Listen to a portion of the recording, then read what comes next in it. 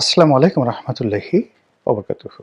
সম্মানিত দর্শক, জনাব তারেক রহমান সাহেবের দেশে ফেরার পর ডক্টর মোহাম্মদ ইউনূসের যে দরবার, সেই দরবারের যে জৌলুস, এটি ক্রমশ ফিকে হতে হতে আজকে তিনি প্রায় নিঃসঙ্গতার পর্যায়ে পৌঁছে গিয়েছেন। তারেক রহমান সাহেব ২৫ তারিখে যেদিন এলেন, ওদিন থেকেই প্রেস বলেন, মিডিয়া বলেন, সরকারি কর্মকর্তা বলেন, সকলের দৃষ্টি কেবলই মাত্র বিএনপিকে ঘিরে, কেবলই মাত্র তারেক রহমান সাহেবকে ঘিরে। ডক্টর মোহাম্মদ ইউনূসের যে উপস্থিতি এবং এই রাষ্ট্র পরিচালনা করায় তার যে খুব বেশি গুরুত্ব রয়েছে, প্রয়োজন রয়েছে, দরকার রয়েছে, বা গত ১৬-১৭টি মাস ধরে তিনি যেভাবে একেবারে ১০ হাতে সকল পক্ষকে খুশি রেখেছেন। তার যখন ইচ্ছা তখন তিনি বিএনপিকে ডেকেছেন, যখন ইচ্ছা জামাতকে ডেকেছেন। তিনি যখন ইচ্ছা তখন লন্ডনে গেছেন, প্যারিসে গেছেন। চার্টার প্লেন না করে হলেও সেই ইংল্যান্ডে গিয়ে সবচেয়ে দামি প্রতিদিন ৪০ লাখ টাকা ভাড়া যে রুমের, সেই রুমে থেকেছেন। কেউ প্রশ্ন করেনি। তার যে জৌলুস, সেই জৌলুসে তিনি যেখানে গিয়েছেন সেখানে লোকজন হেসেছে। তিনি ঈদের ময়দানে গিয়েছেন, রাজকীয় চেয়ারে বসে ঈদের নামাজ আদায় করেছেন, সিংহাসনে বসে। তার সিংহাসনের পাশে ঈদের জামাতে পানি রাখা, একটা গ্লাসে বোতল রাখা, সে এক ব্যাপার, সৌদি আরবের বাদশার মতো। তার বাসভবন যমুনাকে কেন্দ্র করে সে যে কি একটা অবস্থা। সেখানে সালাউদ্দিন সাহেব, মির্জা ফখরুল, আমির খসরু মাহমুদ চৌধুরী থেকে শুরু করে বিএনপির যত সব বাঘা বাঘা নেতা, গলায় মালা পরে, ভিজিটর্স মালা পরে, গলায় আইডেন্টি কার্ড ঝুলিয়ে তারা সেখানে অপেক্ষা করতেন কখন ওনার সঙ্গে দেখা হবে। উনি তো আকাশের চাঁদ। উনার ছোট ছোট যে সকল তারকা, যেমন জনাব আলী রিয়াজ সাহেব আছেন, জনাব শফিকুল ইসলাম আছেন, বা শফিকুল আলম যিনি প্রেস সচিব, তার বিশেষ সহকারী যারা ছিলেন, সেই মনির হায়দার থেকে শুরু করে অন্যান্য যারা আছেন, তাদের স্পর্শ পাওয়ার জন্যে, তাদের বদান্যতা পাওয়ার জন্য কত মানুষ যে গত ১৫ বছর আত্মাহুতি দিয়েছেন তার কোনো ইয়াত্তা নেই। তিনি কিংস পার্টি করেছেন কি করেননি, তার চেয়ে বড় ব্যাপার হলো সারা বাজারে একটা রব যে ওই দলগুলো কিংস পার্টি। আবার সেই কিংস পার্টিগুলোর মধ্যে বিভিন্ন গ্রুপ ছিল, উপগ্রুপ ছিল, শাখা ছিল, প্রশাখা ছিল। তার মধ্যে প্রধান যে শাখাটি, সেই শাখাটির নাম হলো এনসিপি। রাজনীতিতে এটির অবস্থান অনেকটা গঙ্গা ভাগীরথীর মতো, বাংলাদেশে যেটি এসে পদ্মা হয়েছে। ফলে এই গঙ্গা ভাগীরথীর অনেক শাখা উপশাখা বাংলাদেশে গড়ে উঠেছিল বলাই হতো। এবং যেদিন যাকে বলা হয় এনসিপির প্রধান হিসেবে জনাব নাহিদ ইসলাম দায়িত্ব পালন করলেন, সেদিন প্রেস সচিব আনন্দের আতিশয্যে বলে ফেললেন যে বাংলাদেশের ভবিষ্যৎ প্রধানমন্ত্রী। দেশের মানুষ সেদিন বিশ্বাস করলো, ভয় পেল, সমীহ করলো। নাহিদের সঙ্গে হ্যান্ডশেক করার জন্য, ভবিষ্যৎ প্রধানমন্ত্রীর সঙ্গে ছবি তোলার জন্য কত মানুষ ৩২টি দাঁত বের করে তার সামনে এলো। প্রথম আলোর মতিউর রহমান, মাহফুজ আনাম সাহেবের মতো মানুষ নাহিদ ইসলামের সাথে হাত মিলানোর জন্য, তারপর তাকে সম্মান জানানোর জন্য, তার সাথে মোলাকাত করার জন্য যে আধিক্ষেত্তা তারা দেখালেন, এমন আধিক্ষেত্তা ওনারা কোনো দিন শেখ হাসিনা, বেগম খালেদা জিয়া, তারেক রহমান সাহেব কারোর সঙ্গে দেখাননি। কিন্তু তারা জনাব নাহিদ ইসলাম সম্পর্কে দেখিয়েছেন। বোঝার চেষ্টা করুন যে কিংস পার্টির কি পরিমাণ দাপট এই বাংলার জমিনে ছিল। কিন্তু যেই না তারেক রহমান এলেন, এখন নাহিদ ইসলাম, এনসিপি, নাসির উদ্দিন পাটোয়ারি, সার্জিস আলম, হাসনাত আবদুল্লাহ, যারা বাংলাদেশের সুপারস্টার ছিলেন গত ১৫ মাসে, যাদের কথায় বসন্তের বাতাস বইত, যাদের কথায় পাখিরা গান গাইত, যাদের কথায় বাতাস প্রবাহিত হতো, সেই মানুষগুলো এখন কোথায় আছেন, কেমন আছেন এই শীতের মধ্যে কেউ জানতেও চাচ্ছে না। যে ডক্টর মোহাম্মদ ইউনূসের মনোরঞ্জনের জন্য, তার একটি বক্তব্য শোনার জন্য, তার একটু সাক্ষাৎকার নেওয়ার জন্য, তার একটু প্রশংসা পাওয়ার জন্য, তার কাছাকাছি যাওয়ার জন্য মানুষের যে কি আকুতি, সেই মানুষগুলো সবকিছু ভুলে তারা এখন তারেক রহমান সাহেবের দরবারে হাজিরা দিচ্ছেন। যে ব্যবসায়ী নেতা, যে রাজনীতিবিদ, যারা যারা ছিলেন সবাই এখন সেই বিএনপির দিকে ঝুঁকে পড়েছে, তারেক রহমান সাহেবের দিকে ঝুঁকে পড়েছে। ফলে ডক্টর মোহাম্মদ ইউনূস তার এই জীবনে প্রথমবারের মতো তিনি একটা মোহের মধ্যে আবদ্ধ হয়ে পড়েছেন। একটি ঘেরা টোপ যেটাকে বলা হয়, তার মধ্যে পড়ে গিয়েছেন।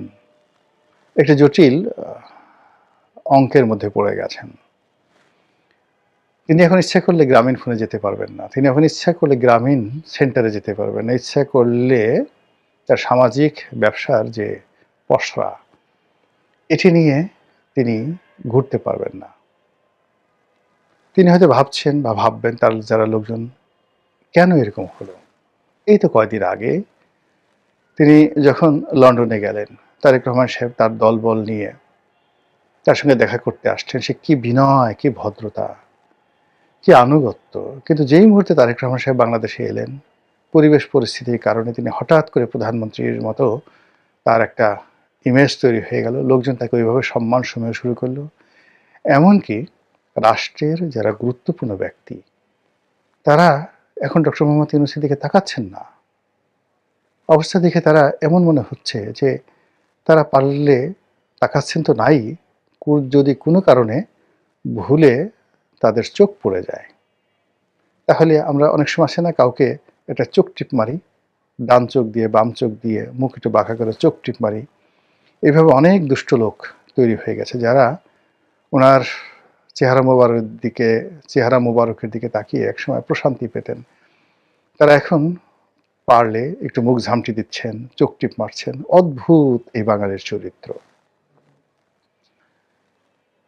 এটার শেষ পরিণতি কি? কেন এরকম হলো?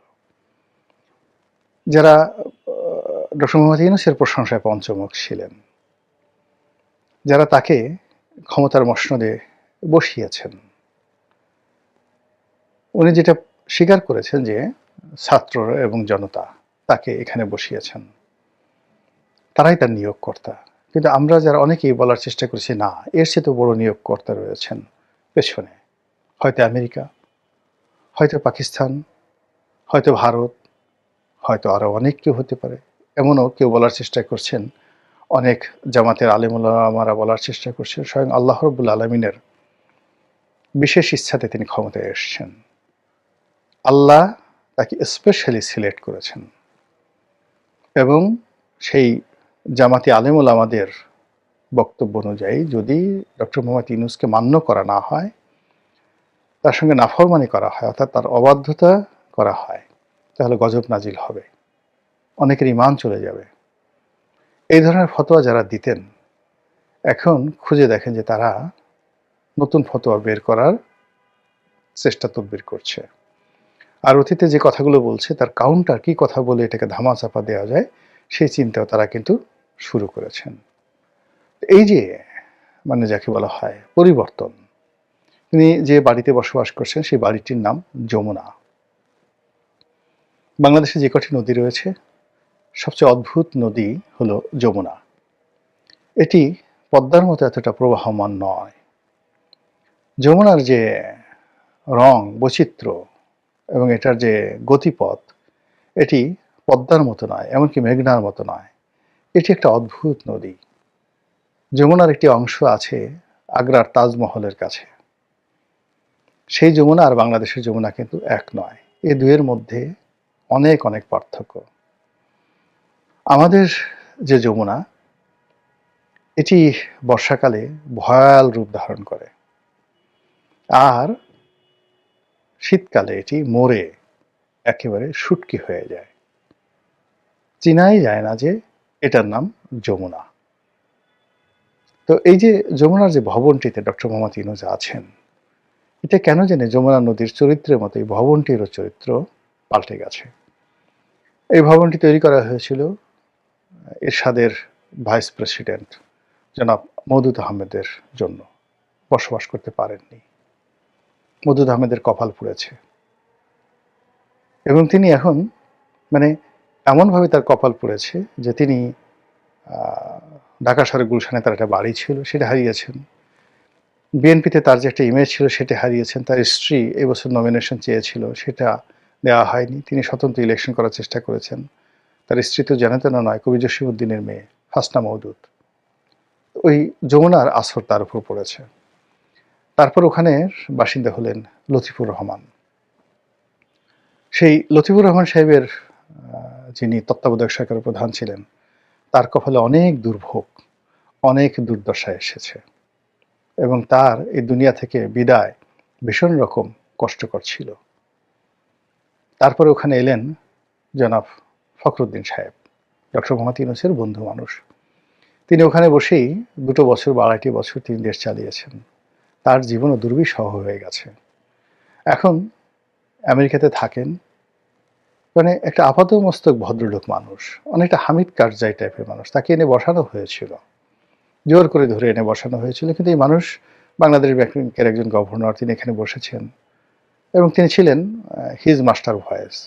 ক্যান্টনমেন্ট থেকে মঈনুদ্দিন সাহেব ফখরুদ্দিন সাহেবকে যা বলতেন উনি সেটাই লিখে দিতেন, বলে দিতেন। পরবর্তীতে যখন পরাজয় হলো, মঈনুদ্দিন ফখরুদ্দিনের যখন উচ্ছেদ হলো, তখন এই যমুনার যেটা কুফা, সেই কুফাটা আবার তাকে পেয়ে বসলো।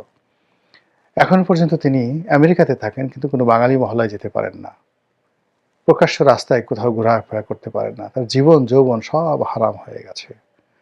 তিনি বাংলাদেশে আসতে পারেন না। তার আত্মীয় স্বজন কেউ এখন পর্যন্ত বলতে পারে না আমি মঈনুদ্দিনের শ্যালক, আমি মঈনুদ্দিনের দুলাভাই, সরি আমি ফখরুদ্দিনের দুলাভাই।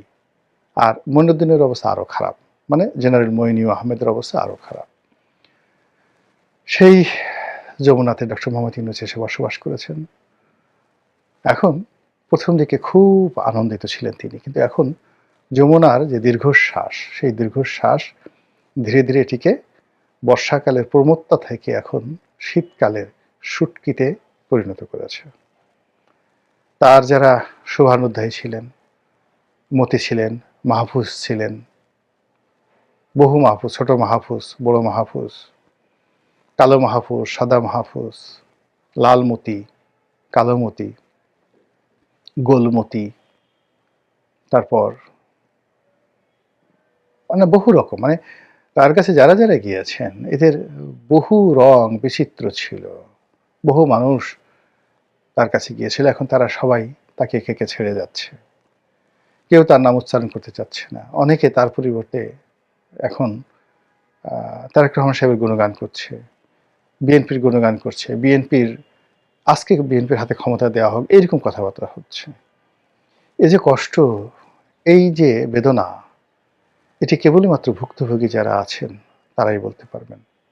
সেই দিক থেকে ডক্টর মোহাম্মদ ইউনূস তার এই মানে প্রবীণ বয়সে, প্রান্তিক বয়সে, জীবনের শেষ প্রান্তে আমি চাই তিনি ভালো থাকুন, নিঃসঙ্গতা কাটিয়ে উঠুন, তার একটি সম্মানজনক পরিবর্তন হোক, ট্রানজিশন হোক, ক্ষমতা হস্তান্তর হোক এবং তিনি যেন এই বাংলার মাটিতে মঈনুদ্দিন ফখরুদ্দিনের মতো না হন। তার যে ব্যবসা বাণিজ্য, তার যে এদেশে কন্ট্রিবিউশন, তার গ্রামীণ ব্যাংক, এই বিষয়গুলো নিয়ে যেন তিনি সুস্থ এবং সুস্থিরভাবে থাকতে পারেন, এই শুভাশিস রইল। আসসালামু আলাইকুম রহমতুল্লাহি ওয়া বারাকাতুহু।